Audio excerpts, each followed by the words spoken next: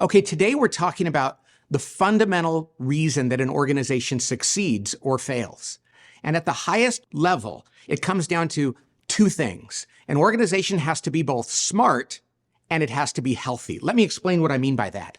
A smart organization is one that is good at what I call the decision sciences. These are the things we study in business school and in business magazines and newspapers. And the decision sciences include things like technology and strategy and marketing and finance. Now, these are the fundamentals of business. And I used to be a management consultant, and this is what we studied. And I like it, and it's interesting. But it's only half the equation, and it gets far too much attention relative to the other element of a successful organization, a required element. And that is, an organization also has to be healthy. And this is what a healthy organization looks like. A healthy organization has minimal politics and dysfunction, minimal confusion, where people just don't know what they're supposed to be doing.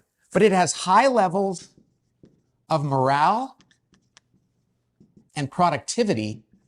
And the last thing is, it has really low turnover among its best people. So, when I talk to executives about this and I show them the difference between smart and healthy, almost always they look at this healthy side and they say, if I could address politics and confusion and dysfunction, and if I could get morale and productivity to be higher, people coming to work and being excited about what they do and getting more done, and if I could ensure that my best people don't want to leave, that would be the biggest thing I can do. But then they usually say, but wait a second. This is probably pretty hard to measure, isn't it? And I admit it is. It might actually involve some emotional content too. And I'm like, yeah, it does. And many of them say, well, let's go focus more on this. It's like that old episode of I Love Lucy I saw when I was a kid, where Ricky comes home from work and finds Lucy crawling around the living room on her hands and knees. She's eavesdropping. And he sees her and says, what are you doing? And she makes up an excuse. She says, I'm looking for my earrings.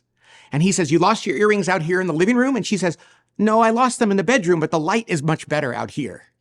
And the truth is, the light is better on the smart side. There's no emotion. It's easy to measure and to study.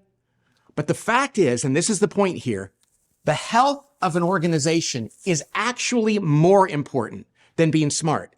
Because a healthy organization taps into its intelligence, if you will, and finds a way to get smarter over time.